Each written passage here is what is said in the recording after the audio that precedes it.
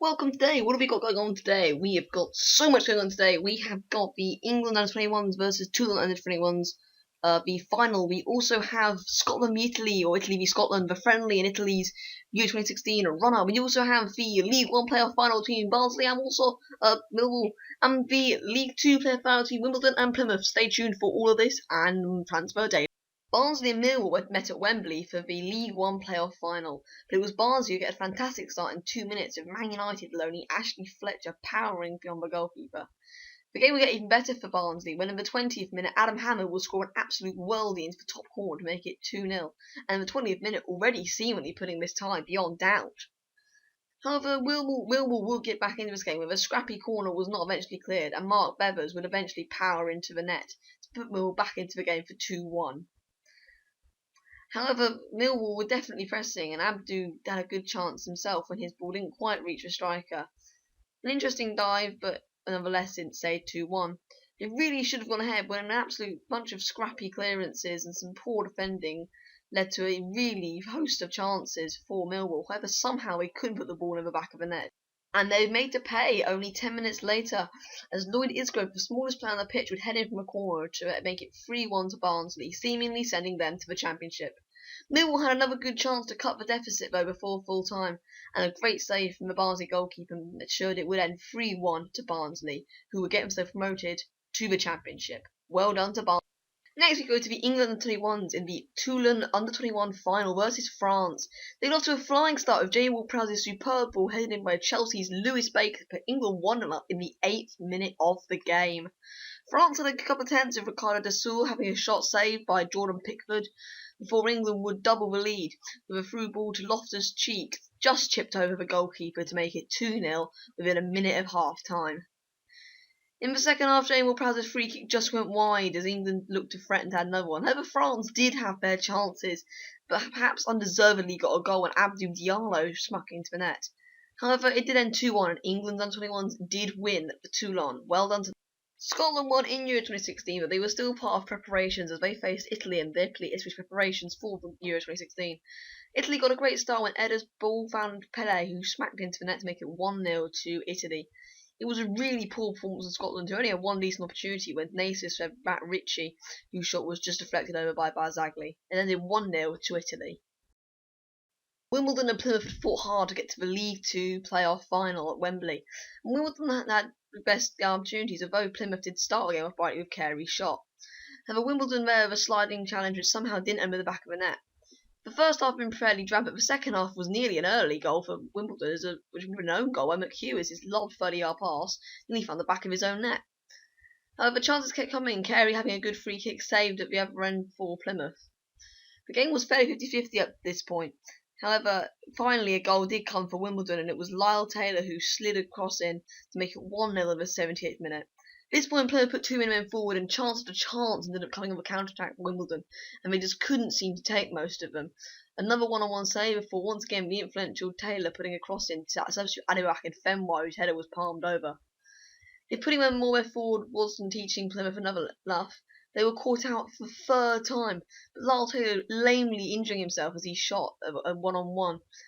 A chance to make it 2-0 did come when Anis was fouled in the area and the penalty was given to Wimbledon, although they probably could have played on. Adirak and Fenway stepped up and scored in what would end up being his last game for the club to make it 2-0. Wimbledon got through to the League One. Congratulations to them. So my first video was on the English squad announcement, and I think to be fair to make this video also about English squad announcement now that they've announced the official squad, they've trimmed down the 3 players. So obviously this morning there was a lot of speculation. We've had the 2 friendlies, which are both on my channel if you need reminders of those. We beat Turkey and Australia 2-1. And lots of speculation. Now, a lot of media outlets were kind of reporting it was going to be Drinkwater and Townsend who were dropped. If you don't know, Sterling had already been, Delph had already been dropped. If you don't know, Fabian Delph, he picked up an injury. So the score was, only 2 people being dropped anyway. And to be fair, I think Delph was probably out of the team anyway. So lots of media speculation as to who was going to be going out. Another one for me was the Rashford-Sturridge thing beforehand. Rashford had obviously scored his England debut 138 seconds into his England debut. Sturridge made 1 training session. He hadn't even made a pitch appearance. He was looking really poor from Sturridge's point of view. And obviously Kane, Vardy, and Rooney had all scored his competition. So lots of people saying that there's a good chance Daniel Sturridge was not going to make the team either. Now, on the screen, as has been for the last minute or so, there is the full England team of 25 men. I'll leave Delph out. Well, I don't know. Yeah, I'll leave Delph out. So these are the ones available for selection. 2 are going to be kind of culled, essentially. And when the squad announcement did come, it was actually Danny Drinkwater and Andros Townsend who ended up dropping out. Now, these are massive surprise. Well, they are, but they aren't. I mean, obviously you're going to be complaining at Hodgson, whatever happens, because, you know, your favourite players aren't in or whatever. Delph's enjoyed an amazing season for Leicester. He's been very, very solid most of the season. He's such a consistent player. And Townsend did a pretty diabolical at Spurs. He got in fights more than pitch appearances. And then he did really well at Newcastle in the second half season. So you can argue they're both 2 of the most informed players going into this, but they both got dropped. My personal thoughts is Sturridge is incredibly lucky to be in that team, considering he's so injury prone. And I know you're going to say, "Oh, Jack Wilshere," but that's a different argument altogether, and I'll get into that later. I personally, my changes would have been I'll take Sturridge out, kept Drinkwater in the team, and taken out Daniel Sturridge. For me, not worth the risk. Apparently Rashford, he is going. Rashford and Sturridge go. Bring Rashford. Apparently I would presume he's going to be a bit of a backup. He's not going to be a first team. I mean, for me, you've got Kane, Rooney, Vardy, and yes, you've got Sturridge. For me, I mean, I know he's hyped up and all. He did do okay on his debut, but he's the backup for me. He is still 5th choice in the pecking order, in my opinion, Rashford. And I can't see him getting too much game time, unless maybe I don't know.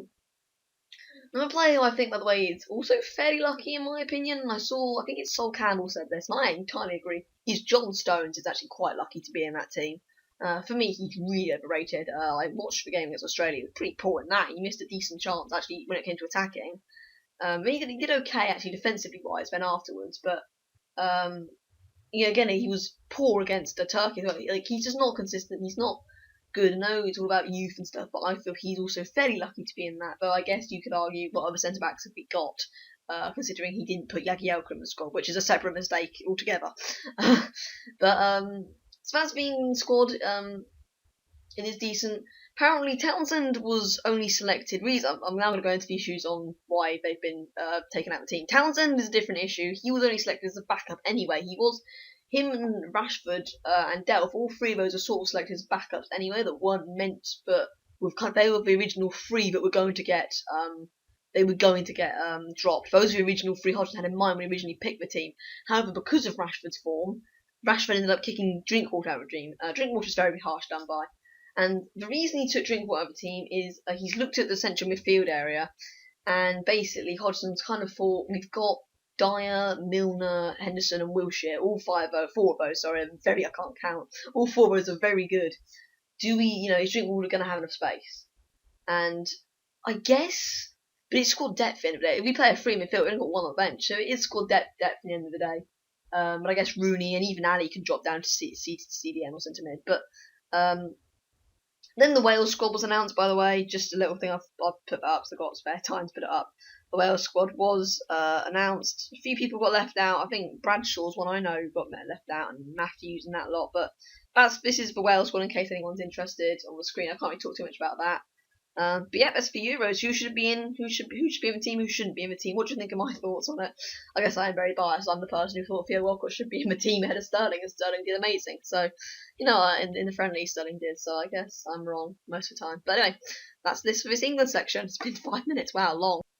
Welcome to Transfer Daily. This is the part of the show we keep up to date with the day-to-day goings on in football. Now, what have we got today? We've got, first off, a story, and this has been about Pierre-Emerick Aubameyang. Lots of media reports been linking him, obviously, to various clubs. I know Arsenal were interested in him, though not anymore from the sounds of things, but lots of media reports linking different clubs, and today he's come out and actually called them, I think, insane or rubbish or nonsense, something like that. He's basically just completely rubbish from saying there's no way he's leaving Dortmund, etc. However, another Dortmund player might be leaving Dortmund. That is right. This is about Henrik Mkhitaryan, who was actually, well, he kind of has refused, but he hasn't.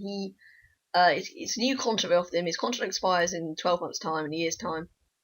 They've offered him a new contract. He's refused it. He's not saying he's not going to sign, whatever they put him on offer. He wants a release clause, and they don't. So it's not a completely unsolvable situation. However, Don't know if this could develop into something. Who knows? Premier League clubs definitely will be sniffing around. Now on to Man United. A lot about Man United today. Right. First off, they've awarded two of their youngsters, Cameron Walford-Jackson and obviously Marcus Rashford, new 4-year contracts. They've been amazing, particularly Rashford, been very good youngsters, and for me Walford-Jackson's decent as well. They've also awarded, who's going to be out of contract, Michael Carrick, a 1-year contract, Mourinho, what they've experienced in this team, similar to the John Terry situation. I agree with that decision.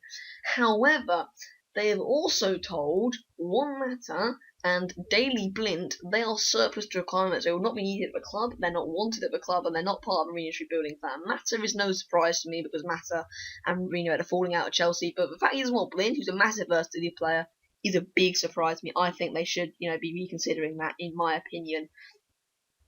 And Varma Mata, he's been linked to Real Madrid. Real Madrid probably going to activate his buyback clause. There's a possibility they might sell him on straight away, and he has admitted he would love to move to BPL, and it's a very interesting league for him, so definitely watch this space. Granit Xhaka did move to Arsenal, 30 million a few days ago, and Borussia Mönchengladbach have admitted it's a massive loss. Jan Sommer's been speaking about it today, and he did say he feels it's a massive loss for the club, and he hopes they can replace him soon. Good luck replacing him. He's a decent midfielder. And finally, it's on West Ham, their chases for players. And it's a striker chase, Wilson, Lacazette, but this time it's Carlos Bacca. He made a 15-minute bid for AC Milan striker Carlos Bacca. Could he be on his way to West Ham? Who knows?